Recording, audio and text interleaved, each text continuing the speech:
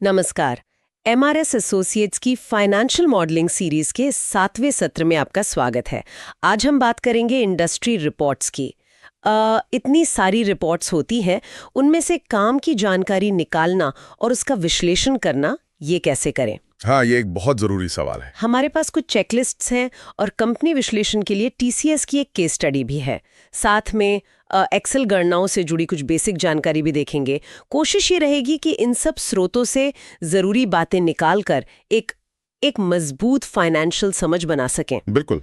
अच्छा, एक छोटी सी टिप है कि ज्यादा गहरी खोज करने से पहले तिजोरी फाइनेंस पर एक नजर डाल लेना फायदेमंद हो सकता है। पर असली सवाल यह है कि अच्छी भरोसेमंद रिपोर्ट्स मिलेंगी कहाँ? हाँ, ये पहला कदम है। देखिए, गूगल सर्च तो है ही, है ना? बस सही कीवर्ड्स डालने की जरूरत है, जैसे Indian pharma industry report PDF type. अक्सर पीडब्ल्यूसी मतलब प्राइस वाटर हाउस कूपर्स या सिटी जैसी वेबसाइट्स पर कुछ ना कुछ मिल जाता है। हाँ, ये अच्छी शुरुआत है। इसके अलावा जो बिग 4 अकाउंटिंग फर्म्स हैं, पीडब्ल्यूसी, केपीएमजी, ईएनवाई, डिलॉयट और कंसल्टिंग कंपनियां जैसे बीसीजी, मैकिन्जी, बेन, इनकी रिपोर्ट्स भी काफी डिटेल्ड होती हैं। Indian pharma industry report McKenzie, ऐसा कुछ सर्च करें तो। सही कहा। ये इंडस्ट्री पर काफी गहराई से रिसर्च करते हैं।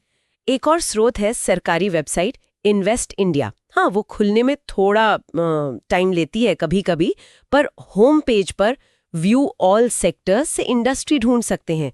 वहाँ इंडस्ट्री ग्रोथ, भविष्य की संभावनाएं, ट्रेंड्स, ग्रोथ ड्राइवर्स वगैरह मिल जाते हैं। हाँ, बेसिक जानकारी के लिए ठीक है, पर शायद बहुत ज्यादा गहराई न मिले वहाँ। सही। तो रिपोर्ट्स मिल गई, अब उनमें देखना क्या है? हाँ, ये अहम है। देखिए, सिर्फ आंकड़े नहीं, सबसे पहले इंडस्ट्री की ग्रोथ रेट क्या चल रही है। क्या वो बढ़ रही है या रुकी हुई है या घट रही है? जैसे आजकल हम ईवी इंडस्ट्री की बात करते हैं, वो तेजी पर है, पर क्या ये रफ्तार बनी रहेगी? मतलब इंडस्ट्री सनराइज है या सनसेट फेज में है? ये जरूरी है समझना। और यहीं पर वो सर्कल ऑफ कॉम्पिटेंस या सीओसी वाला कॉन्सेप्ट आता है। ये बस एक तरीका है ये समझने का कि आपकी अपनी पकड़ आपकी दिलचस्पी के क्षेत्र में है। अच्छा, हाँ, अगर आप किसी इंडस्ट्री को अच्छे से समझते हैं तो उसकी ग्रोथ और कंपनियों का विश्लेषण आप बेहतर तरीके से कर पाएंगे। वॉरेन बफे का वो 1999 टेक बूम वाला उदाहरण याद है? हाँ हाँ बिल्कुल। उन्होंने उसे नजरअंदाज किया क्योंकि वो उनके सीओसी के बाहर था। हाँ हाँ बिल्कुल। तो ये सीओसी बनता है आपके अनुभव से, आपकी जानकारी, आपकी जिज्ञासा और आपके आसपास के माहौल से भी। इससे आप इंडस्ट्री के बारे में जो दावे किए जा रहे हैं उन्हें बेहतर परख सकते हैं। ये दिलचस्प है। चलिए इसको टीसीएस के उदाहरण से जोड़कर देखते हैं। हाँ, हम आम तौर पर सोचते हैं कि भाई नेट प्रॉफिट बढ़ रहा है तो कंपनी अच्छा कर रही है। हाँ, आम धारणा यही होती है। और नेट प्रॉफिट या तो डिविडेंड में जाता है या फिर कंपनी के रिजर्व्स में, और ज्यादा रिजर्व्स मतलब ज्यादा मजबूती। पर टीसीएस को अगर देखें, पिछले 8 सालों में रिजर्व्स तो लगभग वैसे ही हैं, जबकि नेट प्रॉफिट काफी बड़ा है। ये थोड़ा अजीब नहीं लगता? हाँ, रखता है। और इसका जवाब अक्सर आपको कैश फ्लो स्टेटमेंट में मिलता है।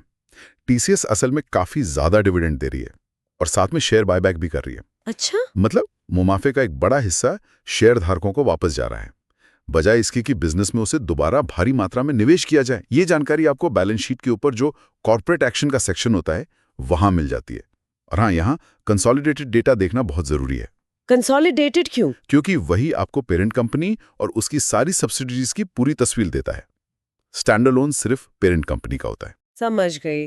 तो मतलब जो टीसीएस के अनुमानित 9-10% ग्रोथ है, जो इंडस्ट्री की 6-8% ग्रोथ से तो ज्यादा है, वो शायद पूरी कहानी नहीं बता रही। क्या ये माने कि कंपनी एक तरह की स्थिरता मतलब सैचुरेशन के दौर में है? बिल्कुल। देखिए, औसतन कंपनियों का जीवन काल करीब 37 साल के आसपास माना जाता है। अब इसे बढ़ाने के लिए बिजनेस मॉडल में बदलाव लाना पड़ता है, जैसे रिलायंस ने किया, टेलीकॉम और रिटेल को जोड़ा। हाँ, टीसीएस जैसी एक बहुत बड़ी कंपनी के लिए ये बदलाव शायद उतना आसान और तेज नहीं होता जितनी तेजी से छोटी फुर्तीली कंपनियां कर सकती हैं। ऐसा लगता है कि टीसीएस फिलहाल मुनाफा शेयर होल्डर्स को बांटने पर ज्यादा ध्यान दे रही है, बजाय बहुत हाई ग्रोथ के पीछे भागने के। तो असली ग्रोथ क्षमता समझनी है तो और गहरा विश्लेषण करना होगा। बिजनेस का ओवरव्यू, मार्केट शेयर कितना है, कहाँ है, अलग अलग प्रोडक्ट्स या लोकेशन से कमाई कैसी है, ऑपरेशनल मैट्रिक्स क्या है और दूसरी कंपनियों से तुलना कैसी है, ये सब। सही कहा।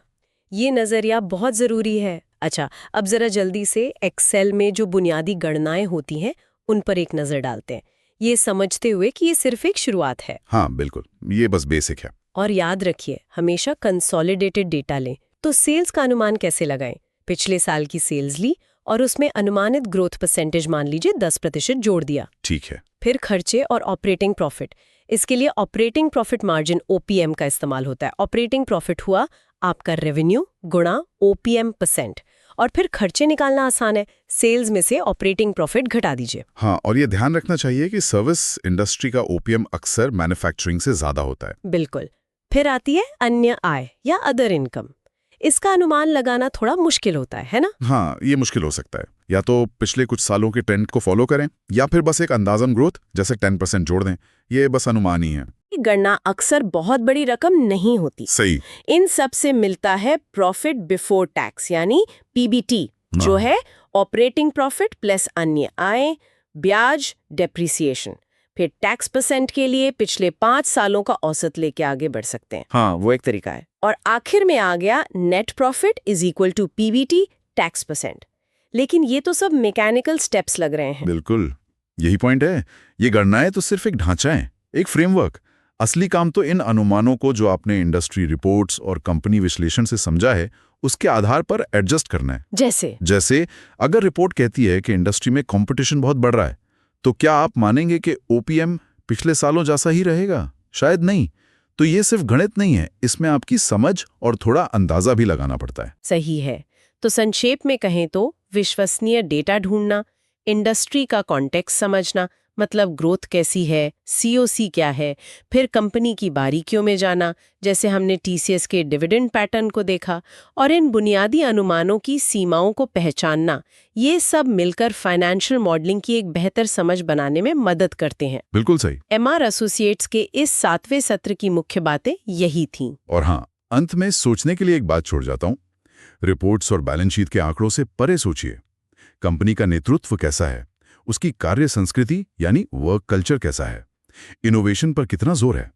ये सब अमूर्त चीजें हैं जिन्हें मापना मुश्किल है, पर क्या ये कंपनी की लंबी अवधि की ग्रोथ संभावनाओं पर महत्वपूर्ण असर नहीं डाल सकती?